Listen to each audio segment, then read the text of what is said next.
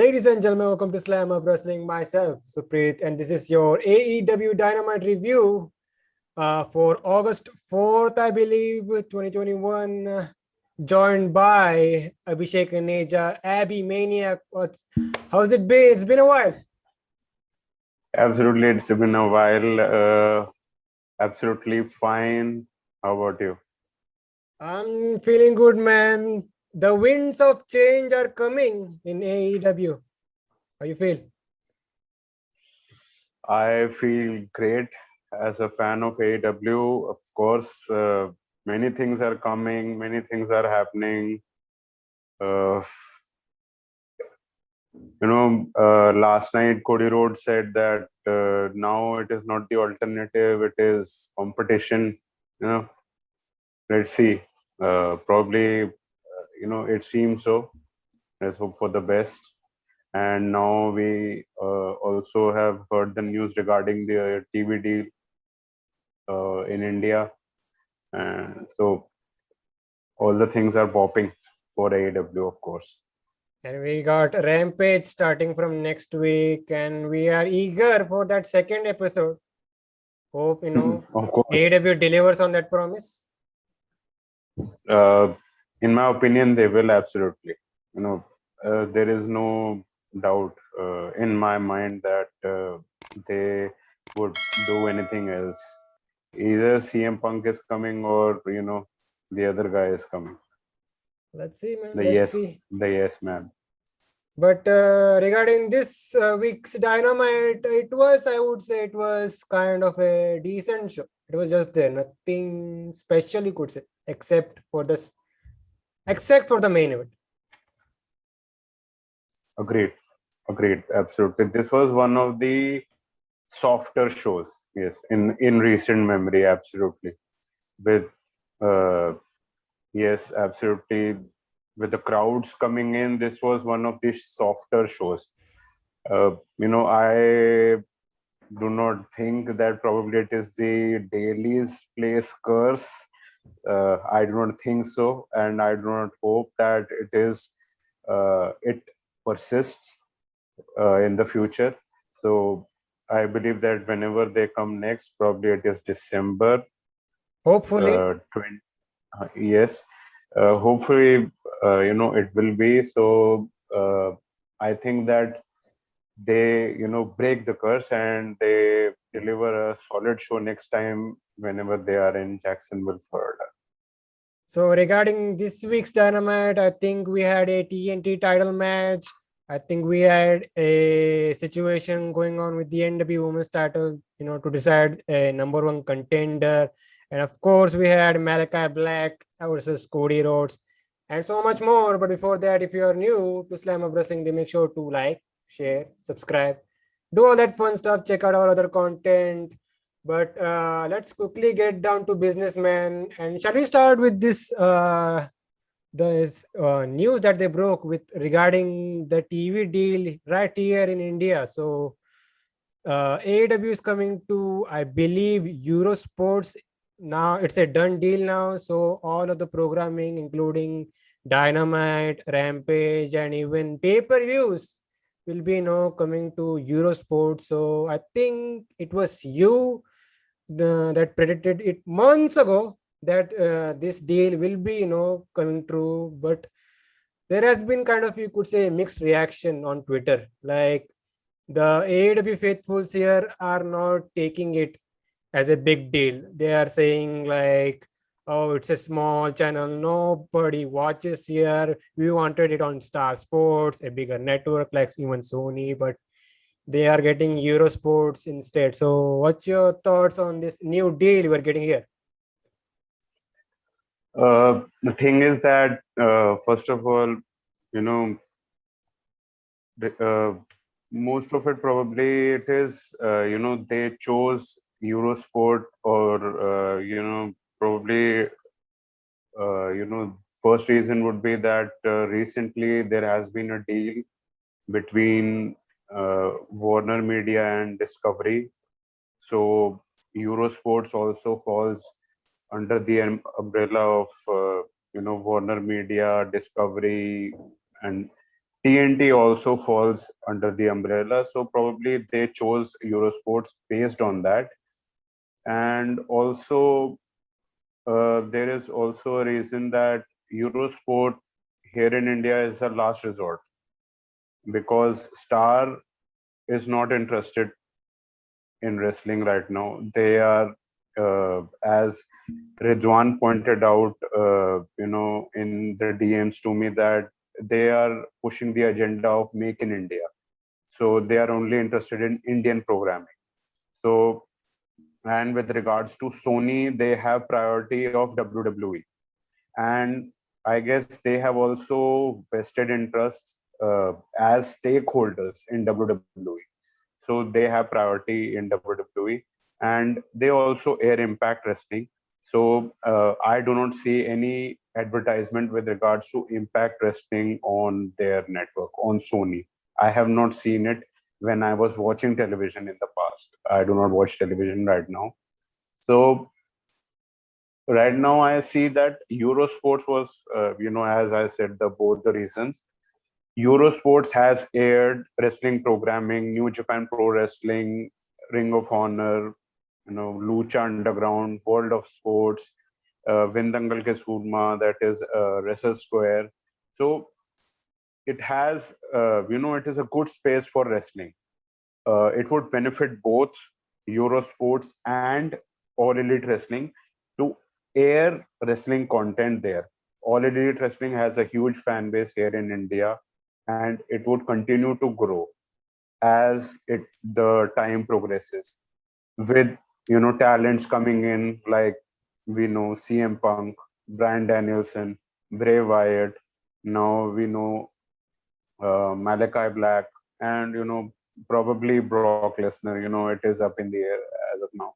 So things are only going to progress as the things go in the future. So it is a good deal as of now, and All Elite Wrestling is only a 2-year-old company right now.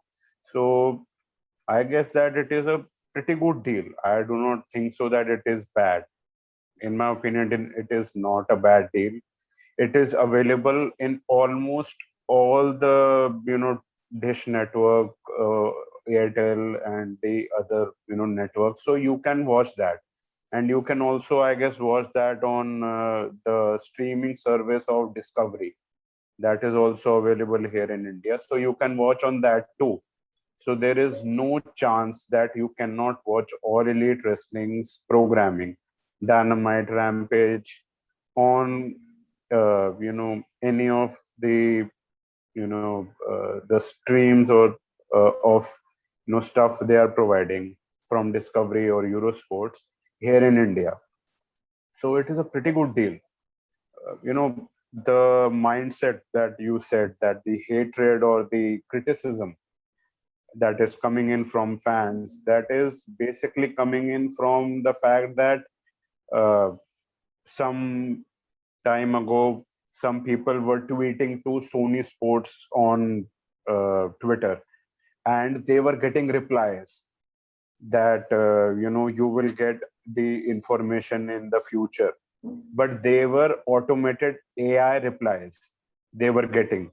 So they got hyped up that AEW is coming on Sony. It is coming on 10-1 or 10-2 or whatever they have, 10-3, whatever. So they got hyped up, and now they are seeing the deal, what was about to happen. I said in the past that it is Eurosports. So now it the world crashes down, your hopes crashes down, and your predictions go down. So it hurts a bit, but it is what it is, and you have various mediums to watch it, to watch All Elite Wrestling. So you can watch that right now. So it is not a bad deal in my opinion. So I think it depends on Eurosports now to promote AEW very heavily. Yes, absolutely. And they would, and All Elite Wrestling also is right now the hottest product wrestling product on the planet. So it would also get the push from that also. So let's see. And any news on will there be giving us live content or just some delay or some shit like that? Right now, whatever we got, we got the news from primarily Sports Kida. So right now we got that pay-per-views would be airing live. All out pay-per-view in September would be airing live on Eurosports, and news just broke today from Sports Kid only. The writer Riju Dasgupta broke it that now the service that All Elite Wrestling also streamed on Fight here in India, so it won't be airing streaming. Fight won't be streaming Dynamite and Rampage here in India. So you can only watch pay-per-views here in India on Fight. You can watch pay-per-views live on Fight. And you can also watch pay-per-views live on Eurosports. It's up to you. And with regards to Dynamite and Rampage on Eurosport, let's wait for the promos to come. I expect it to be live because they are competing with WWE, in a way, WWE has, they have been here since ages and they have a huge, fan following, of course. But, if you have to compete and you have to become a worldwide brand at this point, at this, stage, in 2021, you would have to air it live, either right now or in the months to come. You will have to air it live. So it is up to AEW and Eurosports if they will start the live broadcast of weekly programming now or in the months to come. So let's see, let the promos air. Still, it is, they are airing AEW Rampage on 15th of August 2021. So that is 1 day delay of the, I guess, first episode, if I'm not wrong, or the second episode. Are you talking about the first episode or second episode? Like Rampage comes next week. Yes. So August 15th episode, it would be the first episode of Rampage which they are airing. No. It would be, no, it is not the first episode. All right. So it would be the 1 day delay for the first airing. The first episode they would be airing in India because it or the August 15 would be Sunday. So they want a bigger audience to see All Elite Wrestling programming for the first time. So that is why they are airing on Independence Day here in India. So when the next week, comes in, then we will, see that if they are airing live or if they are airing with a 1 day delay or something like that. Dynamite and Rampage. I think Promos will come in soon enough. Yeah, I think we'll have to wait and see that first week how they do and how they promote AEW. Yes, of course. Because I never heard them promoting the other promotions like Ring of Honor or maybe Impact, New Japan is, yeah. New Japan, they have done it when their deal got signed, I guess, last year. But they do not promote it very heavily. They might do it on television. Possibly, I am not, I have no idea with regards to it. But when the deal got signed, now it is Eurosport. Previously, it was D Sports under previous management. Now it is Eurosport. So things have changed. Then they also aired Ring of Honor. They also aired uh, World of Sport, Lucha Underground, and other promotions. Now I guess they are only airing Impact Plus specials, and they are airing New Japan Pro Wrestling weekly television. So probably they would also be airing Impact Wrestling weekly television in the future, because Sony has given them a very shitty deal. But let's see what happens with regards to Impact Wrestling. But right now, promos would be airing till August 15th, so we would get a pretty good idea that if they are airing live or they are airing with uh, 1 day delay or something like that. But Probably it's going to be live. let's get down with the show. So we had the, you could say, third labor of Jericho. So Chris Jericho was facing Juventud Guerrera, the Juice Juventud Guerrera. So by the way, I have to say this labors of Jericho thing it's kind of been entertaining for this past few weeks. And that last match with Nick Gage it was insane. Absolutely, I would agree. It was fucking insane. I really enjoyed it after watching GCW homecoming match between Nick Gage and Matt Cardona. I was really pumped up to see this match, and it was a little softer, but it was great nonetheless. I really enjoyed it. The entertaining aspect, of course. And this match with Juventud, it was decent.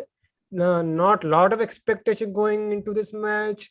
Like they were, kind of they tried to have a high spot type of match, but it came off a little sloppy. Like for example, I think Juventud was going for some Hurricane, and it actually didn't look that good, but they had some fun spots in this match. Like I think Jericho actually pulled off a big hurricane from the top rope, and the stipulation going into this was Jericho had to win via a big move from the top, a high flying move from the top. So that was the stipulation. So we had Jericho actually hitting a Judas effect on Guerrera, but yeah, then that stipulation came to mind that he had to win by a big finisher of the top. So he went to the top and hit a flying Judas effect, which was actually a great spot, and that got him the win. So there you go. So what you think about this match here with Mr. Juice who went to Guerrera? uh, I thought that not a as you said, not a very good, very crisp match, not a very good or crisp match. But the fact is that it was you know built as, you can say, a feel good moment, a nostalgia act, so to speak. And the backstory which they gave to this match was that you know Juventud was harboring hate towards Jericho as much as MJF, because they have had a long history, previously in Japan and also in WCW. So MJF chose uh, Juventud. That was the reason that Juve could get the job done, and Jericho would not be facing MJF. And plus, getting executing a move from the top rope to get the victory, that also adds something to this, that Jericho wouldn't be able to, or something like that. That also added something to this match, of course. Yes, it was not very pretty, of course, but what they did was fine. Of course, at the start it was looking Juventud was looking out of place a little, but then they got into it, and it looked a little competitive at the end. And in the end moments, Juventud, when he was executing his signature maneuvers, that Juve driver, then he looked, devastating and in place. But it was the ending moments of the match. Then Jericho hit the Judas effect first in the ring and then from the top rope. So you know it was a good feel good moment.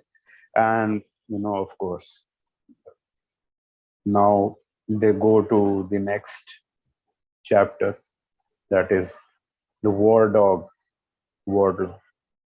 So we learned that in the post-match angle. So while I think Jericho was celebrating, he was attacked by Wardlow. So he F10'd both Jericho and Hoovy. So both men were laid out here. So yeah, Wardlow is the fourth labor of Jericho, and yeah, that's pretty much it. And you have to look how I predict that Wardlow is not taking a clean pin here. I think they will try to protect him here. Have to, right? And they also said that MJF is the referee. So it is interesting to see that how Jericho gets the win next week. So let's see. And yeah, I think the bold prediction is that they somehow protect Mr. Wardlow here, and Jericho weasels his way through a victory. I don't know. Yes, of course. They would. Absolutely, they would. And by the way, Let's see. yeah, so obviously Jericho is going over, but I have a prediction of who the fifth guy is going to be in this labors of Jericho. I think it's going to be Sammy Guevara. I also read that, I guess in one of the comments on Instagram. Let's see. They have distanced Sammy Guevara. Of course, we have not seen him pretty much. Could very well be. Could very well be. Like I It said, adds drama to it. yeah. Like I said, this labors of Jericho has been actually a positive in this whole feud, which started from the faction war and now back to Jericho and MJF. So let's see, man. Yes. But moving on, we had the Lucha Bros. So I think the original plan was to have an interview with all three members of the Death Triangle, but Pac was not available here, so it was just the Lucha Bros here. So we are interrupted here with Andrade El Idolo and Chavo Guerrero. So yeah, there's a thing going on where I think Chavo Guerrero and Andrade are trying to get the Lucha Bros to join Andrade in some form, like leave Pac and join us. So it would be better for your career, etc., etc. But the Lucha Bros said something like they are not ready to leave Pac. It's not a faction, it's a family. So something like that. So there is something going on here. So you could say that the Lucha Bros could betray Pac and join Andrade, or otherwise they could head to another direction completely. So what you've been thinking about Mr. Andrade El Idolo lately? I read somewhere also. I agree to some point that they are saying that Andrade looks a little out of place when he is given the microphone, when he is trying to speak in English. But now they have given him a manager. Now it is Chavo Guerrero. So let Chavo speak when they are wanting to speak in English, and then in between, when you want Andrade to say something, so give him the microphone and he can speak in Spanish, and you know like in the flow and normally, not something like it looks a little odd and out of place. So agreed to a little bit. And I know that he has worked hard, in the English, oratory skills in WWE, promo skills are very important, of course.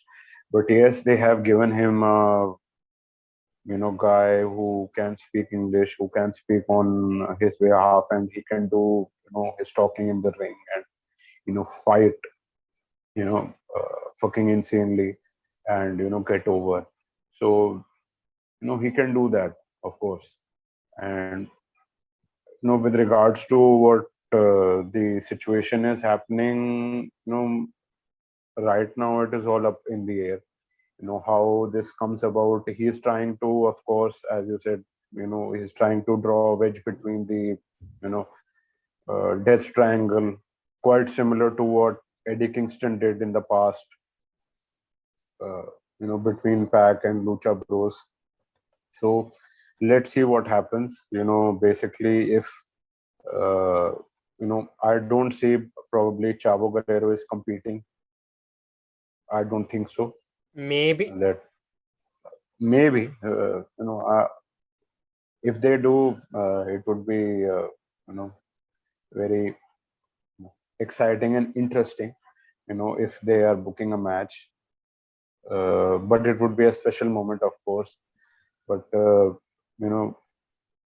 let's see if they have something in mind that uh, Andrade's old friends are coming and they just jump on these three guys, the death triangle, and then stand in the ring troll or something like that, or they are going in a complete different direction. Right now it's all up in the air. Let's see what happens. But moving on, we had, you could say this was an impromptu match here on Dynamite. It was John Moxley, Eddie Kingston, and Darby Allin. So they were facing Daniel Garcia and 2.0, the former Ever Rise in NXT. So, like I said, felt like an impromptu match. It didn't feel like was it deserved a spot on Dynamite. Mostly, it should have been on Elevation or any of the YouTube shows. But I have to say it was a fun little match here. Like it was very hard hitting. It was entertaining. So, what you think about this match popping up on a random Dynamite?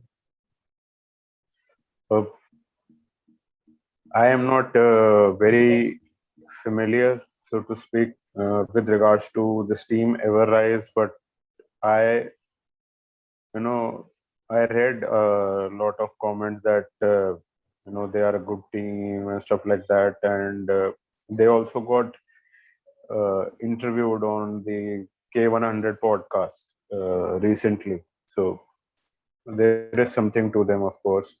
And with regards to, as you were just saying, that why this match came about on Dynamite, probably because they wanted to showcase Moxley, Kingston, and Darby Allin on television. That was probably the only reason. And they got the opponents who were capable in the ring, and they were crisp as fuck. So they booked a trios match, so to speak. And it was entertaining with a predictable outcome. At the start, the heels, that is Ever Rise and or 2.0 and Daniel Garcia, they isolated Kingston by hitting the chop block on the left kneecap throughout the commercial break.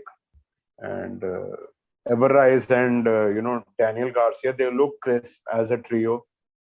So they have a lot of potential if they can go forward as a group. And AW, sees the potential and books them in, certain programs. And if they, get over in some sort of way, or they see some potential, even as, heels, or, people who can face baby faces, so that the baby faces can go over. So they probably can get signed. Let's it can happen in the future, of course. They have potential, and they look crisp and effortless teaming up with one another, the heels, and within the even the when they were putting the offense in, and at the end, after the break, uh, Moxley, Kingston, and Darby took control, and it was the end. Of course, Bay Faces got the victory, and pretty much it. So, like you said, the heels were, isolating Kingston here, and then we got to the hot tag. Like Moxley came in, he ran wild. So at the end, we had the baby faces, so they were hitting their big moves. So we had Moxley at the paradigm shift, and Darby Allin hit the coffin drop. I think it was on Garcia, so that was it. Pretty entertaining six-man tag, you could say, but I don't know. There is something with Garcia and 2.0. Like there is potential, but I think even Tony Khan noticed it, and that's why he gave them, this big Yes. TV time on Dynamite. Hmm. Probably he noticed, in the last tapings when they taped for Dark and Dark Elevation, possibly, and that is why they booked, them in this match. He, they have some potential, and they also wanted to showcase, Moxley, Kingston, and Darby, because yes, it is a Dynamite, and you want the ratings, 1 million now it is for the US, viewers, for I guess now it is 4 weeks straight, if I'm not wrong. Yeah, four 4 weeks or weeks five they are weeks. in the million range. Yes. So, they want to keep that momentum. So, it was, a good setup, of course. And, there was this thing, I heard it, in the favorite podcast of AEW, that is the Jim Cornette podcast. Uh-huh. There was there was this thing, he was talking about the LAX versus the match that was last FTR. week. Yes, LAX and FTR. The thing is that whenever you might have also probably noticed that when these guys cut to the break, that is the time when the heels are getting their heat. They cut to the break, and then the heels are running wild most of the time. The heels are running wild, and they get the heat, and when they come back from the commercial break, that is the time when the baby faces are just coming back. The hot tag is happening or something like that. So the whole heat segment you cut in the commercial break. Yes, the people on Fight saw it, but in picture, how many people saw it? Probably none, or probably some people saw it. Some segment of people saw it.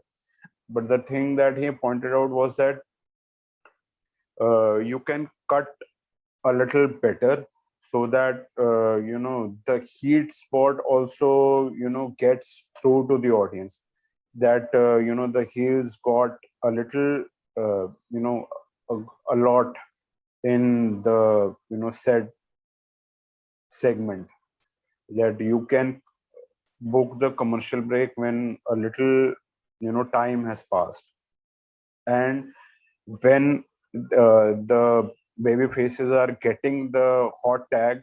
So just a few minutes back, when the heat is happening, you come back, so that it is still in play, the heat is still in play, so that the heels also get the said spotlight, that they were getting the heat, and the fans are still invested in that the hatred, the the booing, and whatever, we have to feel that with regards to the heels. So that also translates to the TV audience. That should not be, only the focus of the audience that are in attendance. That should also translate to the TV audience as well. So it was a little nugget that looked interesting. So they could do that in the coming time if they can. I think they need to work on that. I think the thing is they try to rush these segments, these matches, and they forget these type of elements. Probably it is just timing the commercial breaks. That's all. For example, the last commercial break in this match, in this show that they did was after the Malakai Black entrance. Brilliant. They didn't, book that in the midst of the match. They should do that every week, in my opinion. If it is at all possible, it should be possible, in my opinion. They should do that. They should not book a commercial break in the midst of the main event, in my opinion. That's why we are waiting for Rampage. Let's see how they balance out these segments and matches. Yes. And by the way, before we move on to the next topic, I wonder what the top guys that were showcased here in this match, Kingston, Moxley, Allin, will be doing, because they are kind of directionless. You could say that Darby Allin is calling out a certain best in the world, but what about the other guys? Kingston, I don't know what he's going to do. Moxley, by the way, it's kind of interesting regarding his situation, because after he lost the US title, the IWGP US title, he called out a certain ace from New Japan. I'm speaking about Hiroshi Tanahashi, but I don't know. Will that be just a New Japan thing? Do they want Tanahashi to wrestle here in AEW? Maybe a specials match here on All Out? I don't know. Could very well be. But it also All depends. Out, it could. It also depends, because I heard that Tanahashi is coming to the US. He will be part of that New Japan show here in the US. I think that's next week. And in 2 weeks, he will be taping some stuff for New Japan, and then he's off to Japan. All right. So if there is going to be a match between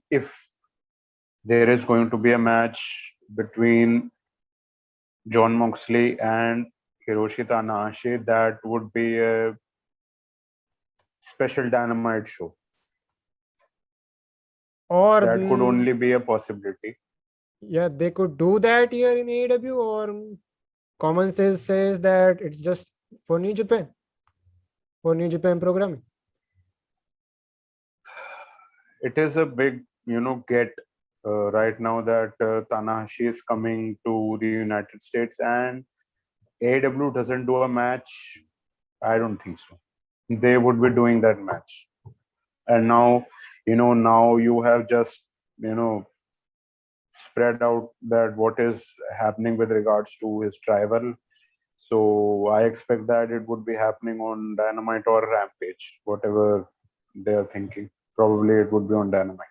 And so, by the way, yes. I think Tanahashi gets the US title. That's why they placed Lance Archer in this position. So they will be main eventing this show in the States. So that's the direction they are heading towards, I guess. Possibly it could very well be. Let's see. But it would be a little shitty deal. Archer just got the title, and now he would lose to Tanahashi, and then Moxley is getting a match with him, and let's see what happens. Archer has something going on regarding AEW programming as well, so Let's see. But before we get to that, we had a video package, you could say, where we seen Brian Cage and Ricky Starks, talking about the all the stuff that has happened for the past few weeks. So I think Brian Cage was basically being a crybaby here as a baby face. Says he never needed Taz, etc., etc. Starks was laying out his points as well. So they ended the promo with Cage saying, "Who better?" That's basically it. Nothing much to say. Shall we move on to the other stuff, or you got something that you want to talk about regarding this Cage Starks thing? Just that when they had this in-ring promo, Ricky Starks felt a little out of place because the fans were not reacting to him. Probably they were exhausted from the previous match that happened, or probably they were just not into it, or I don't know. It looked a little out of place that probably the fans are not invested in that story. But I don't know, probably it is better that they do these kind of promos. What they aired this week, that is a better you know presentation with regards to their feud and the backstage segments. Of course, the in-ring didn't go as well. Yeah, I actually, when they initially, did that, where they screwed Brian Cage, and it was Mr. Ricky Starks who came out as a big baby face. I said that they should have, called an audible and, have Cage turn on Ricky Starks, something like that, because Cage's babyface thing isn't coming off really good, you could say. Hmm. Hmm. I was also thinking about that in the midst of the match. In one or two spots, it got to the screen that Brian Cage was, calling the spots or whatever in, Ricky Stark. So I thought probably it is going to happen that way, but at the end it didn't. So let's see.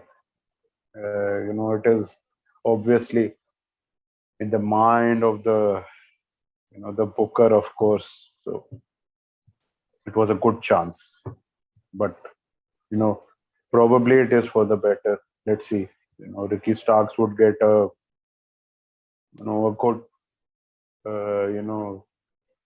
stance, or a good rub, of course, with regards to getting developed as a star and developing his oratory skills.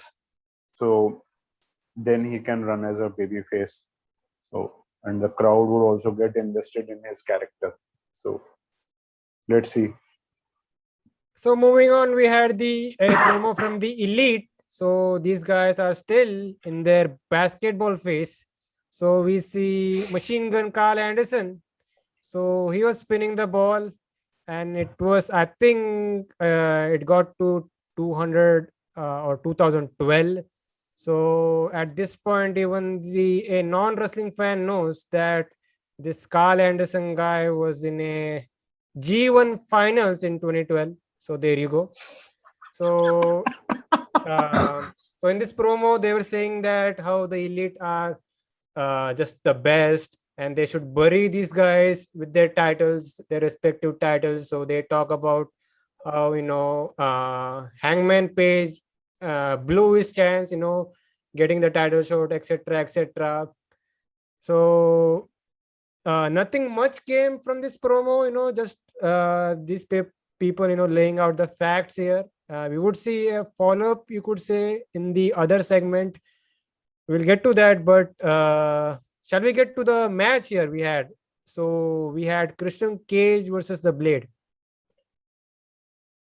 So they didn't tell us, but this is you could say an ongoing program after that Matt Hardy thing happened. Blade is part of Matt Hardy's faction. Match was, you could say, good enough, but it kind of went, you could say, it should have cut, it should have been cut a little shorter, if I'm not wrong. Hmm. Possibly they could have. Absolutely, they could have. But the fact is that, as we saw in the, latter part of the show, that, they booked Christian as a number one contender for the world championship. So, you could say that, the duration was warranted with regards to this match. You could say that. So we had little shenanigans from Blade, like we had some interference from the Bunny. So she was chased out by actually Leyla Hirsch. So Bunny is out from this match. We had Blade trying to get the brace knucks and use it on Christian, but this actually cost him here. Like Christian actually hit a surprise spear for a win, and that was it. It went the match. Like I said, went a little long, but it was actually good. Christian is pretty, you could say, great in the as an in-ring guy. And yeah, so they also mentioned that Christian Cage now is officially the number one contender for the world championship, and mostly this match is happening. It is the main event, you could say, for All Out. I actually have no problem with this. You know, we were all hoping for this Hangman thing to be the main event for All Out, but now that he is out of the picture, as of now, you can put in a Christian Cage in there. I don't mind, and most probably it's going to be overshadowed by something else. That's the plan, and that's the reason I believe that Hangman is been taken out from the picture. And he also has some, real life reasons as well. I think there's a boy. He's going to be a father very soon, so he's going to handle that stuff as well. So AEW is, I think, smartly planning of this whole thing. The main event picture, you could say. Agreed, absolutely. And we, also talked about this, that, you know, probably it would be a better thing that Kenny Omega has a longer reign. It would legitimize the championship. We talked about it, in the past. Probably, Christian obviously would be one of the contenders, and Eddie Kingston would probably be one of the contenders. And, one of the reports also suggested, recently, that they would be, booking these two guys in the future for the world championship. So let's see, what happens with regards to it. And, yes, absolutely, the reasons are warranted, as you just said, that, booking Hangman right now in the title picture was not, they took him out. It was, a pretty calculated and great decision, in my opinion. And Hangman would get his big moment in the future, of course. So up next we had Dax Harwood. So he was actually addressing the whole incident that happened in that match with Santana and Ortiz last week, where we had Cash Wheeler actually could say he almost lost his arm. And I have to say, man, this has to be one of the worst injuries I've seen. It's up there. So Great. they actually had a close-up shot of this, certain injury, which actually made me cringe. So hope Cash Wheeler, gets cleared and comes back to wrestling as soon as possible. He gets this shit figured out. But yeah, I think they have opened a room for a potential another rematch. So Yes. I think they And it, want to do this is just because they want to get it to the next level, and that's challenging for the Bucks for the titles. yes. Yes. And in my opinion, the rematch was about to happen regardless if he were injured and or not. And if the incident would have happened or not. It was certainly happening. The rematch was certainly happening, and the outcome of the match was also pretty much what it was supposed to happen. Yes, the match ended prematurely. They didn't get the finishing sequence in and the spots in, of course, but what was the outcome that pretty much happened exactly as they as it was planned. The heels were winning this match. FTR were winning this match, and now the rematch would possibly the team you know uh, proud and powerful LAX would be winning, in my opinion, the rematch, which in my opinion would be happening at All Out.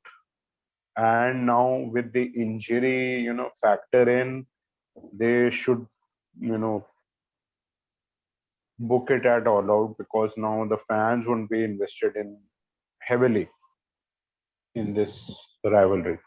So I would want it at All Out, and probably the injury would also be healing in time for All Out. Or maybe pre all out, just two in that 2 3 weeks leading towards the people. Yes, but they should book it at All Out, in my opinion. Let's see. But we had a promo from Dr. Britt Baker, TMD. So Shivani was there and was actually trying to get some words from the women's champion here. So of course she'll be in her hometown next week for all the AEW shows. So she was interrupted by Red Velvet. So she was actually uh, tried to challenge Miss Baker here. Said that she is no longer an enhancement talent. She actually started to list off her win-loss record here, which is pretty good. And we had some war awards between Baker and Velvet. So Baker actually accepted said challenge, and we have this match official for the first Rampage next week. So there you go. And by the way, this segment, we had of course a beatdown on Velvet. So Velvet actually takes out Rebel. So Britt Baker actually then takes down Velvet, actually storms her to the mat. Velvet is made to look like an absolute geek here, which will be the same case next week. So those are my thoughts on this segment. And this match would be good because Red Velvet has shown a lot of improvement of what we have seen her in this appearance she has made on Dynamite. But what you think about this upcoming match in this segment? Uh, I thought that it was a decent segment. Of course, that it is 1 week to the match. Yes, of course they are booking the match. It is Britt Baker's hometown. She would get a good reception, to be very mild with regards to that. And yes, as you said, Red Velvet didn't look good in this segment. uh, I hope that in the match she looks better, in my opinion. She didn't come off as uh, great as she should have in this match, challenging Britt Baker for the women's championship. Let's see. Anyways, let's see. It should be a good match. Yes, of course, looking forward to it. That yes, as you said, now she has improved a lot. She has worked hard, and now, as she pointed out, she is not an enhancement talent anymore. She has worked in the Nightmare Factory. She has worked on her, and she has a win and loss record, which is impressive. So it would be a good match. Let's see. We see more of Chavo Guerrero and Andrade El Idolo. So actually, like I said, they are trying to recruit Lucha Bros in their group.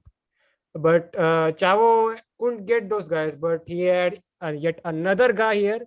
So it's none other than the man, the myth, the legend, Fuego del Sol himself. So we actually got a big pop from the Jacksonville faithfuls. So Fuego was in the assumption that he's going to be part of Andrade in some wrestling capacity, but Chavo actually got Fuego to actually clean the shoes of Andrade. So Andrade is looking a little pissed here. He actually beats down Fuego del Sol, and that's pretty much it. Yes, getting heat from the crowd. So we actually heard from Hangman Page himself. So he had actually something to say to the elite. So speaking of the elite, they actually show up and they're once again, telling the people how great they are with all the championships they have.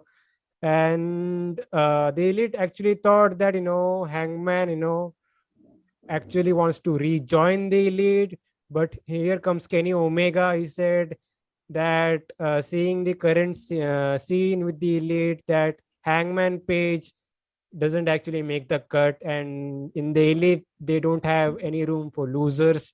So this actually got to Hangman, and he actually took a shot at Mr. Omega here. So we had a beatdown on Hangman. So what happened was the Dark Order actually came to save, but there was a thing before this whole segment where Page said to the Dark Order group that it's time that they move their separate ways. Page doesn't need the help of the Dark Order anymore. So the Dark Order members actually took to heart, specifically Evil Uno and Stu Grayson. They actually held up the rest of the group members because they came out to help. So Dark Order went back.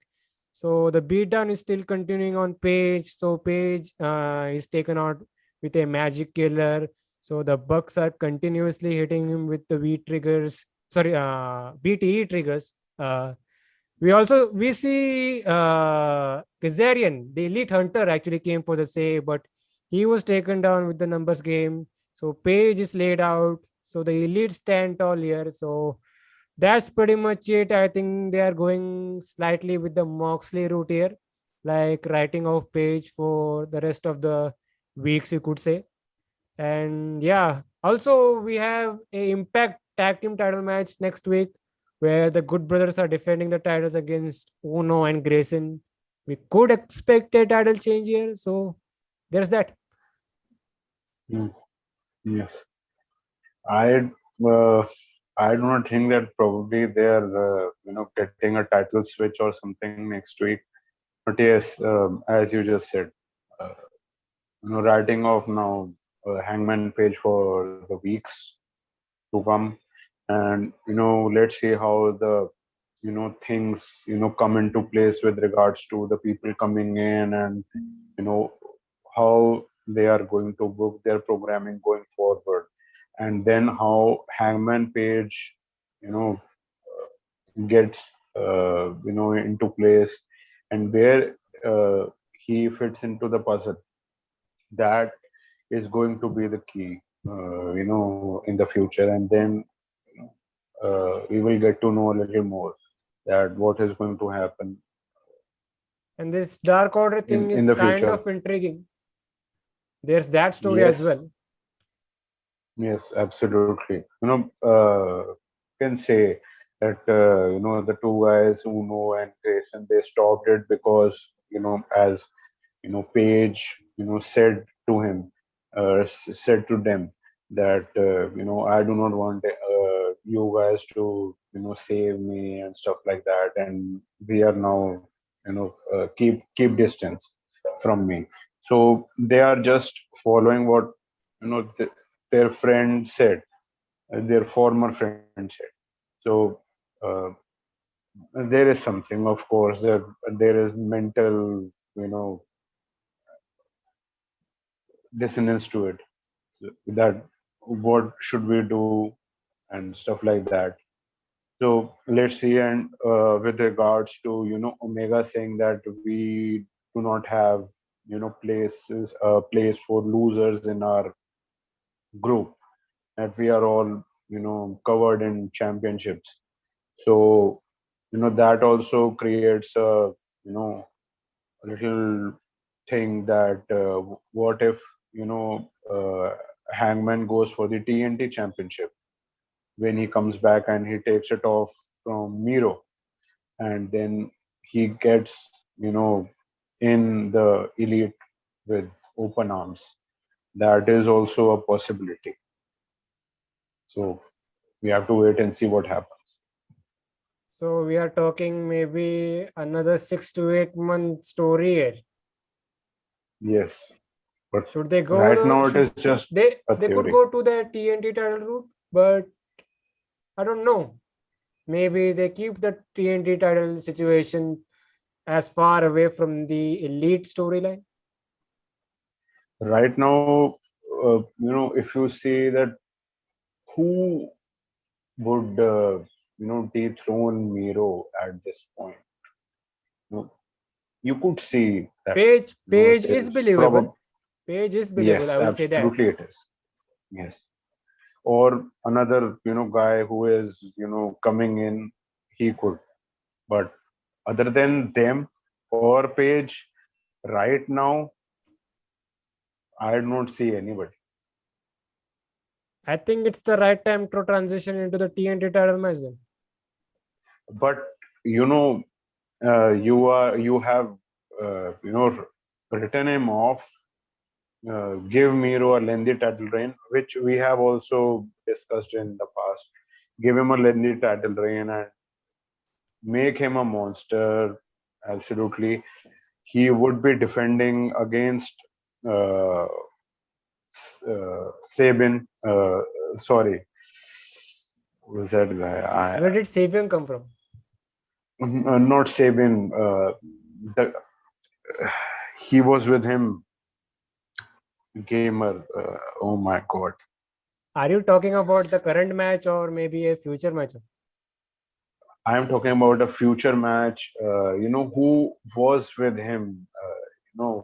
With the gamer gimmick. He was actually teaming up with Kip Sabian. Kip Sabian. Yes, Sabian. Yes.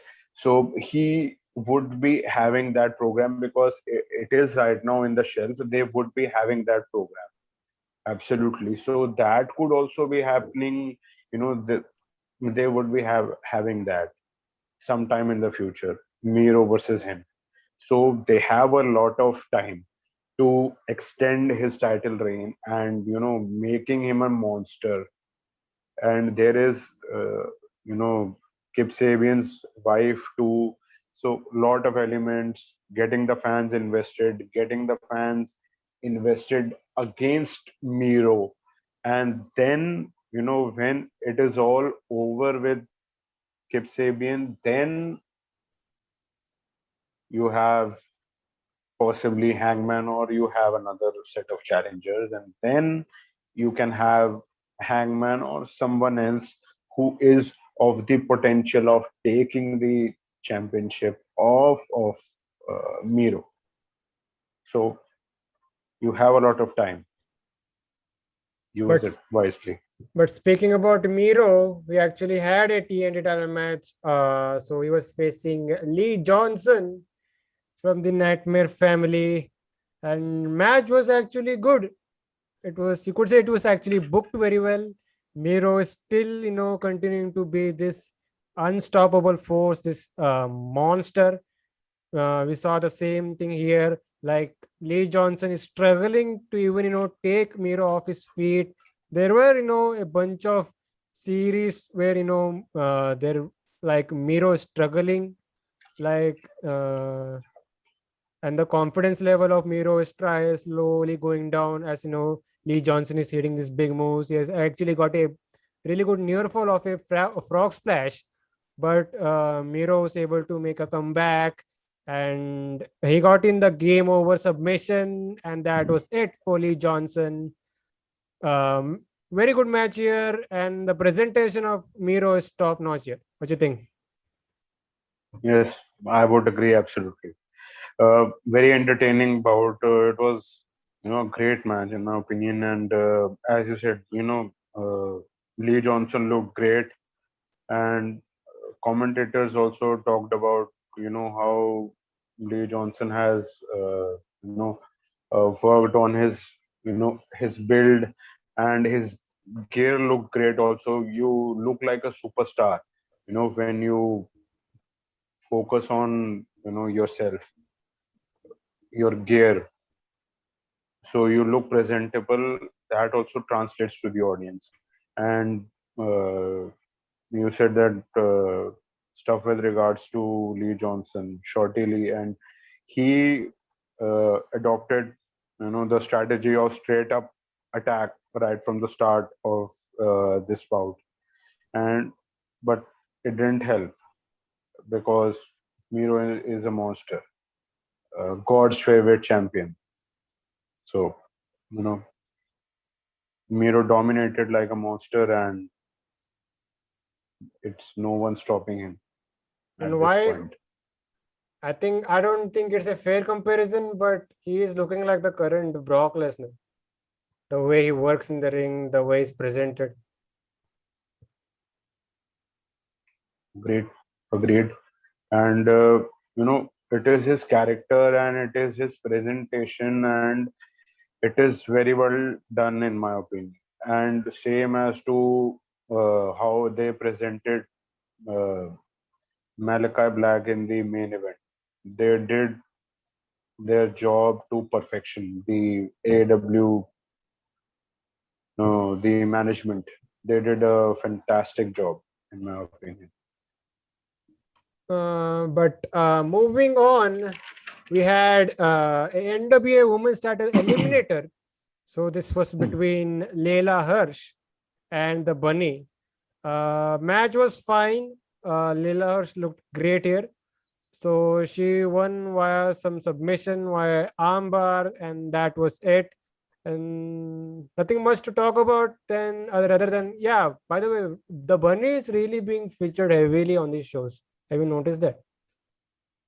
Yes, and you know, mm, she is the part of as you we have seen that she is a part of the faction, the Matt Hardy faction.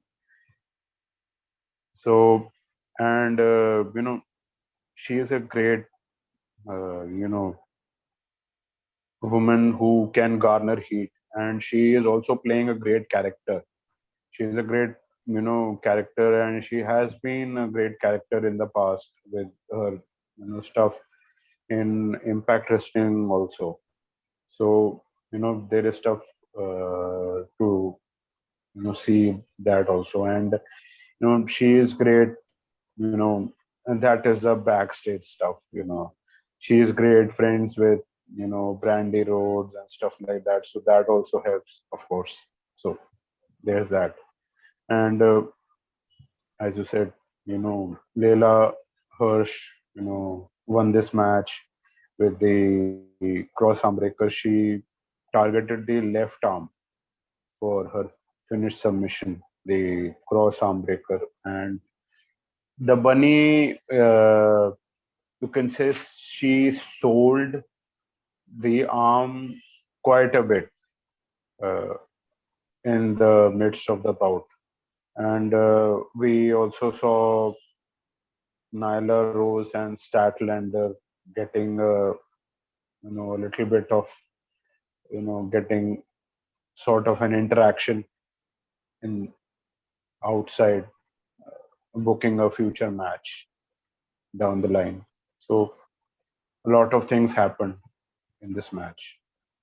So, like I said, Layla Hirsch got the win. She is now, you could say, the number one contender for the Yes. NWA Women's Championship. It was also said that it was actually going to be Serena D, but she is out with some knee injury. So that's the reason why they came up with this match. So Leyla Hirsch got the win here, and there was actually the NW Women's Champion present. Camille made, you could say, that was her first AEW appearance, and they actually had a face-off with Leyla Hirsch, and you could see the height difference was really big here. Yes, absolutely. The brick house Camille, she looked like seriously a fucking brick house. Absolutely. And as you just pointed out, know, uh, Serena DBS, she is injured. It was her previous injury only. When she came back and she showed an edge. Her knee injury, it got resurfaced because the old school mentality persists in her, that she can walk it off and she can be back in the ring after surgery, early. She came back to the ring. She didn't let it heal. So that is what now she is out again with the injury, and now she is obviously healing the injury, and of course now she will let it heal completely, give it time. She also cut a promo in a wheelchair. It is on social media, and then she would return. So that's pretty much it. So there's that. They actually gave some time regarding the NW Women's Championship. By the way, speaking about the women's division here in AEW, so news is out that AEW is actually interested in the former Ruby Riot, who will actually be known as with her current name, that is Ruby Soho. So that's the news going on, and I have to say that will be a pretty good get for AEW if she comes along. Like she could be one of the top stars in that division. A great, she is a great talent. It would be a great get. I would agree absolutely. And with these releases that WWE is doing with regards to whatever they is it budget cuts, or is it sheer incompetence with regards to contracts that they didn't know that the contract is up or whatever. So uh, fans are a little skeptical, or a little critic uh, as to how AEW would be featuring the said talents, because there is such a plethora of talents, and they have on television they have 3 hours from next week, and they have, yes, of course, the YouTube shows. How will they you know feature these talents? So are you saying that if AEW gets these big names, there are a lot of big names, like the list looks like it's growing week by week. Hmm. Do you think the AEW roster will be, or is it getting overcrowded or overflowing? You could say, like how you will know you feature uh, everyone then? at this point, I don't know, because the fact is that when the second show comes about, it is a 1 hour show.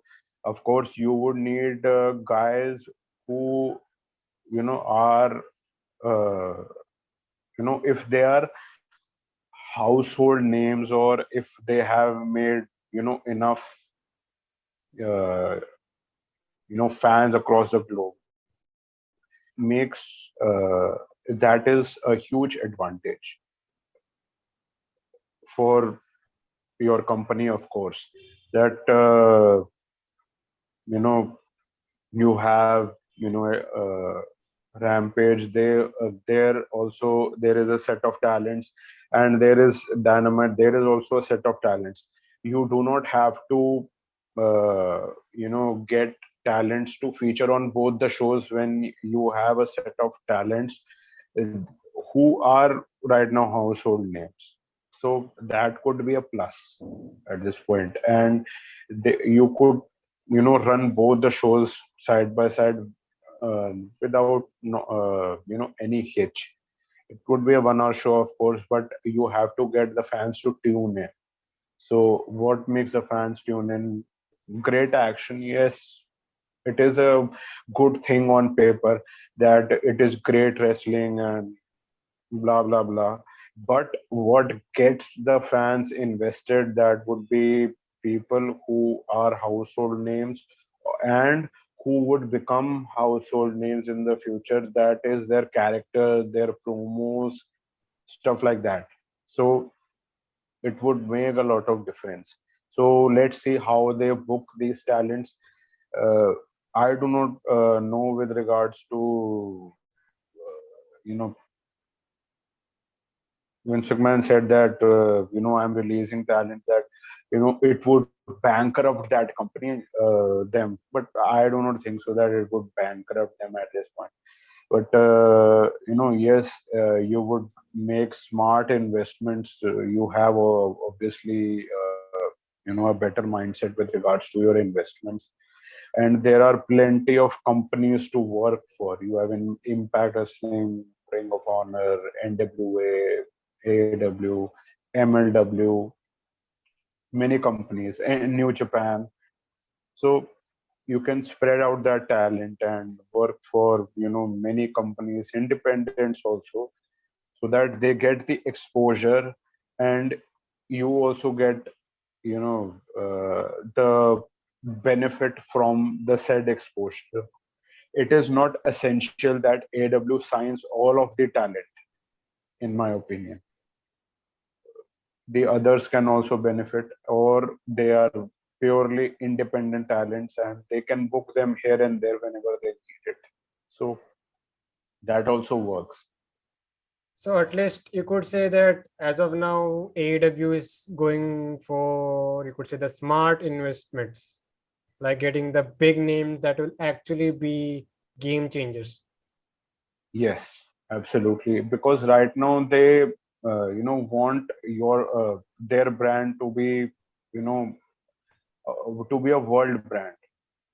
So why wouldn't you invest in Bray Wyatt? Why wouldn't you invest in CM Punk? Why wouldn't you invest in Brand Danielson or Brock Lesnar or Ruby Riott or any of the guys who are, or Adam Cole?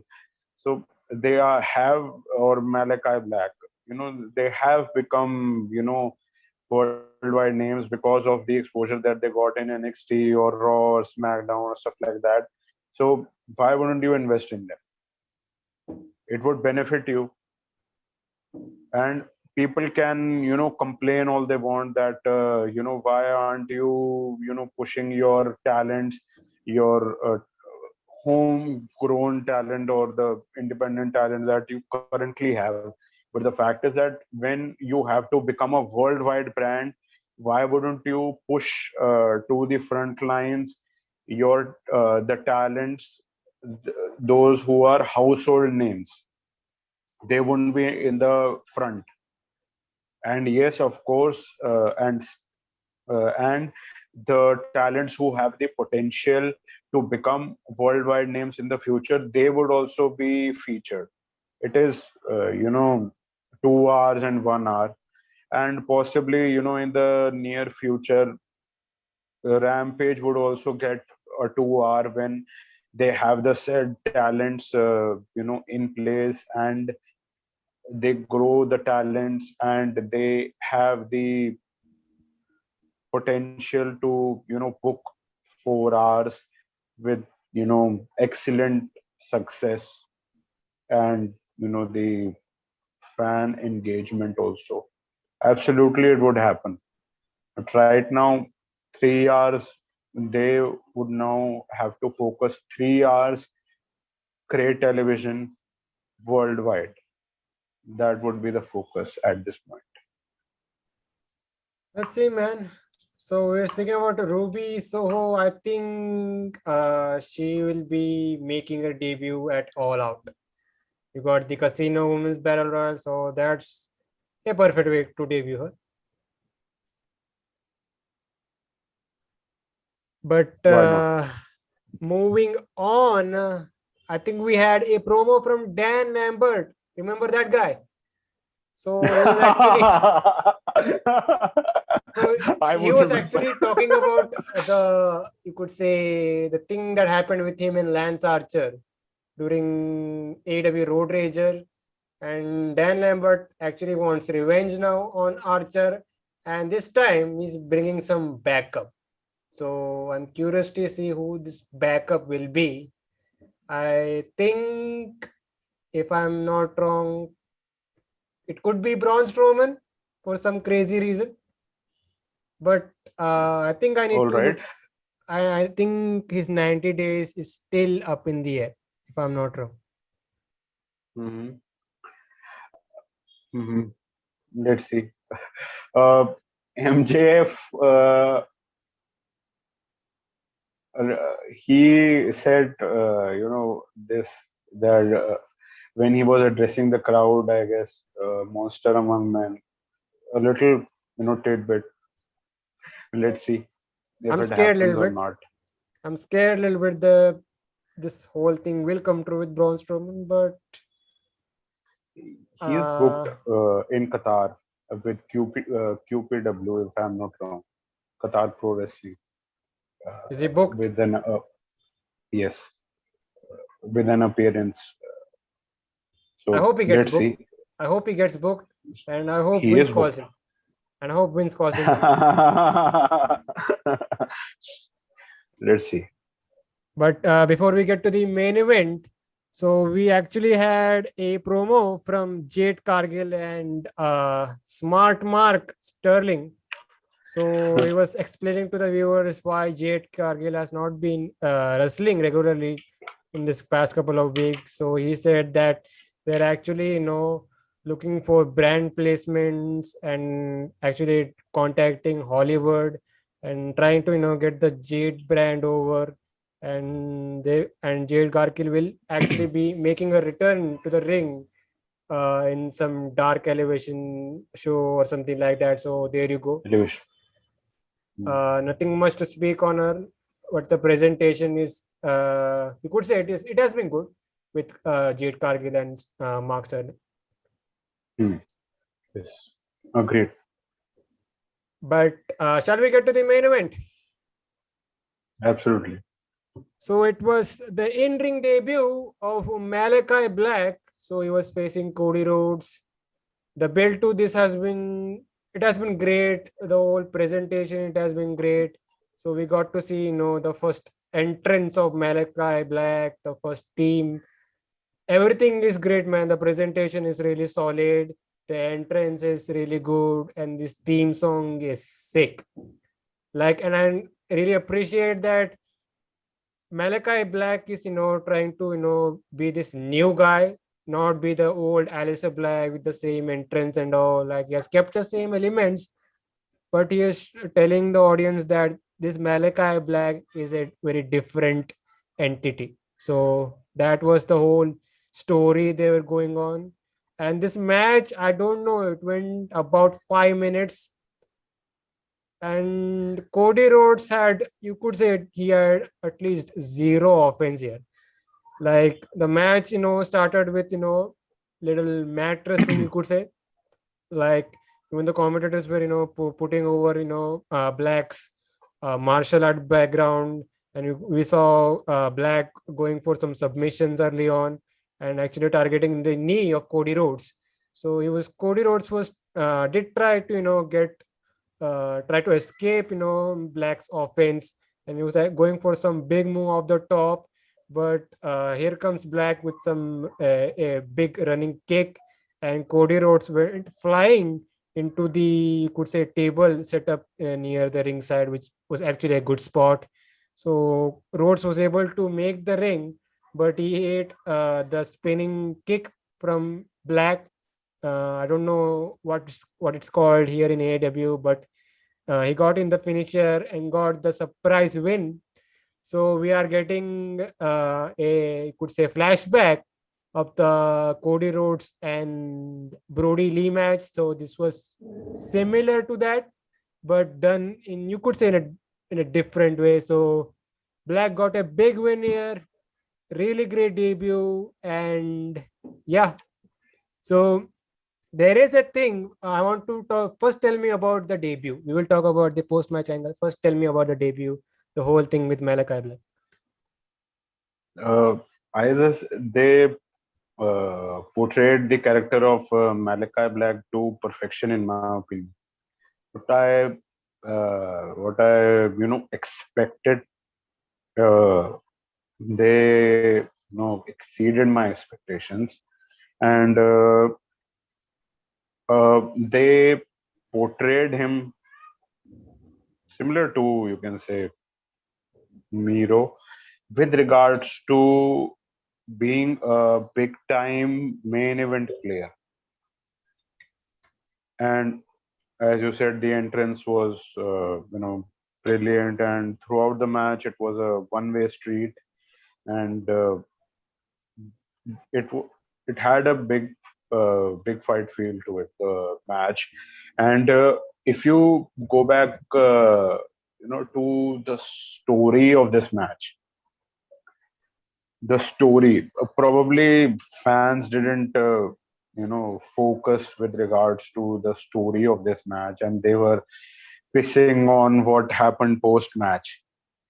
The story of this match, if you go back to the promo which Malachi Black did at the first promo that happened, Malachi Black said that you are your time is done, you are old, and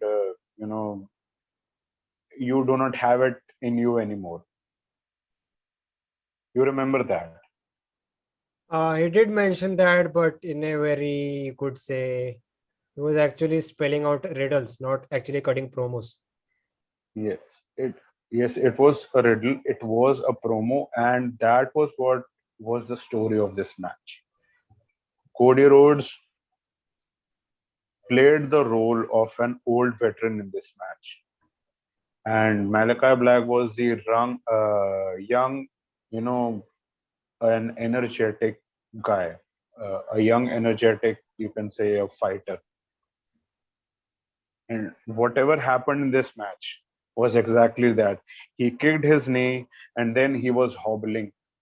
He pushed him uh, from the top rope, and then Cody Rhodes, you saw him, just crawling, getting back up, and then he got, the signature spin kick, the black mass, or whatever now they will call it. Great JR reference. Now, that was the story of this match, and he got the pinfall. JR even didn't know that what is it over. The match was over or not. Spontaneity of the match being over, and what happened post match, him getting his shoe off, and the promo what happened, that was all in sync. All of it was in sync. Yes, of course, Cody Rhodes is going for the filming of, I guess, Go Big Show or whatever, another reality show, but all of it was in sync. But That was the story. like overall, the whole presentation of the match was really great. But let's get down with the post-match angle. And this Yes. emotional bastard, Cody Rhodes, did it again. Like he was just sitting in the ring, selling the leg here. Here comes Shivani to get some words. And Cody is actually, telling a whole story here with how, people underestimated him, like how people used to laugh at his whole group, like there would be a revolution in wrestling. And now AEW is at a point where they are not an alternative, they are now a competition. And he has, been featured a lot in these 3 years, but it's time, uh, that other people start, coming around, start eating at this big table. He said something like that. And he actually, started taking off his boots, which, is a, you could say, it says that a certain performer, he's Retire. going away, he's retiring, something like that. He was actually teasing that. So before he could take off the other boot, Malachi Black comes back and he takes a swing at Rhodes with a crutch. And there you go. Once again, Malachi, stands tall over Cody Rhodes, and that's how the show went off the air. I don't know, man. I don't know. I actually have mixed feelings regarding this. Yeah, he could have done it in different ways. If he's going off television, he could have done it in different ways. But if you want to talk about the positives, he had the people talking, man. Cody Rhodes, he actually had the people talking, and you could say it was a great cliffhanger. Yes, agreed. The cliffhanger, agreed. Now we will get obviously the answers in Malakai's promo. That what was his intention? That why did he stop the retirement? Because he pointed out in his promo that he doesn't have in him anymore, and he lost the match in fucking 5 minutes. So Cody just you can say that he said that he thought in his mind that it is time. It is time. That is the overall story. That it is time to hang up, because if you cannot hang with someone in 10 minutes, 15 minutes, so it is time to hang up your boots. It is fucking over. What he said was right. So yes, he cut a promo, an emotional promo, which in my opinion, or you can say to me, it didn't translate to me. It didn't feel real to me. If I go back to the initial days of AW All Elite Wrestling and the promos which uh, Cody Rhodes did, they, they touched you. They touched you to your very core. But what this promo was, it didn't. It was there. It was It, there, just there. But we see Malachi Black again, and he stood out. I yes, think he's that's your point of view. Like Malachi yes, Black came off as a big star, even though I yes. think, do you believe, did he take off some shine off Malachi Black after that whole post match stunt? No, no. But In my at opinion, it did not. He could have sold it a lot longer, but the fact is that the time constraint didn't give you that much time to sell the whole the knockout, the kick to be knocked out. He did, and the whole story. He had to sell the whole story. That what he said, that you are an old, you do not have in you anymore. So he had to sell that whole, and he had to sell that that uh, something is happening. you know this angle is going forward. It is not ending right now. So all of that was happening right now. Probably the rematch would be happening at All Out, possibly. So let's see what happens. And promo could have been a little more real, or it could have had a little more something to it.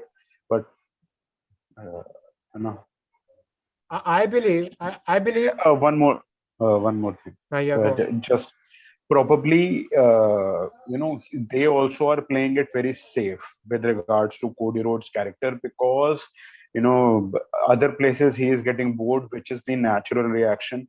So they booked this match here in Jacksonville so that they have a little, fans or something like that, which is a little controlled, so to speak, that he gets a babyface reaction because he is also going for the reality show.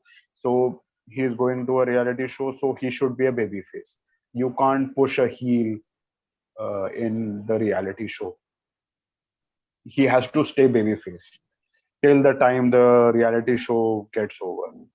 So they have to make sure that he is a babyface, and the story also, uh, you know, gets him to be a babyface or something like that. That he's an old guy, and what they are trying to tell, the story they are trying to sell to us.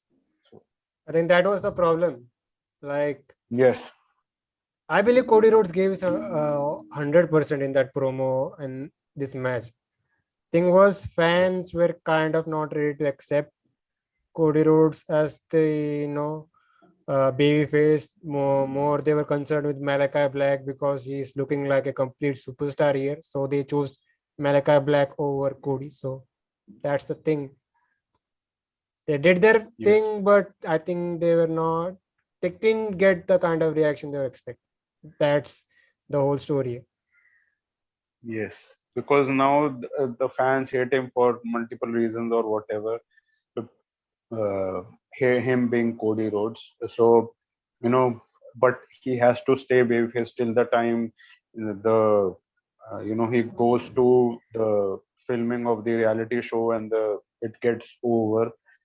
Till that time, he has to stay a babyface, and recently also he hasn't been very regular on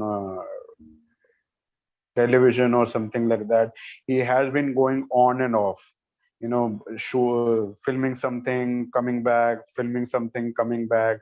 So that also plays a huge part in you being a baby face, because if you are going somewhere, a reality show or something like that, fans watching you, that also makes a huge factor that you are a baby face or not. Because if you are a heel, fans do not watch. That is a natural perception that is there.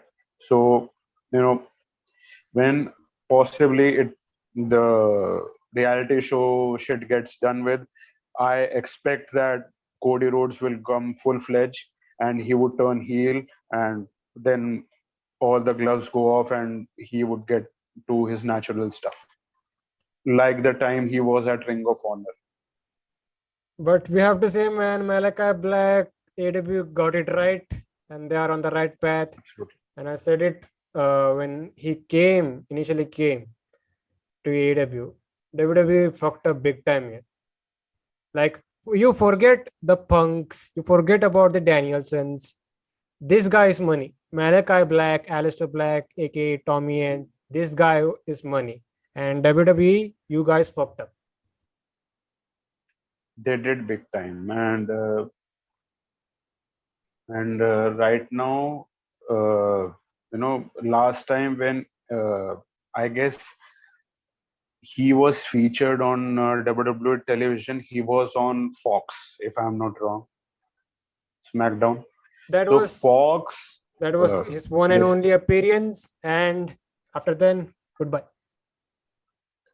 So he was on Fox, the biggest audience which you can have for wrestling, and then he comes to AEW, big, huge get for AEW, biggest audience for wrestling, and then he comes to AEW. So absolutely agree. Big get for AEW and a huge benefit, to AEW. Biggest fuck up you can do for, WWE, of course. But, the thing is that, many guys get released or budget cut or whatever the fuck they can, put the tag with regards to any guy. Politics comes into play, many things come into play with regards to the releases, politics and how they perceive you, that they see money in you? Do they perceive you as a huge main event player in the near future or not? And whatever, But whatever yes, happens, it is for the better. like we said in the beginning, the tide is changing in professional wrestling. Yes. Great time to be watching wrestling right now. But that was Enjoying every done. bit of it. So that was Dynamite Man. And before we leave, where can these guys find you? Guys, you can find me on Instagram and Twitter at AbbeyManiac. And you can find Slamhub Wrestling on Twitter at SlamhubW, Instagram at Slamhub Wrestling. So you can also catch our review on Anchor and Spotify as well. So this was the Dynamite review, and I'll see you guys next time.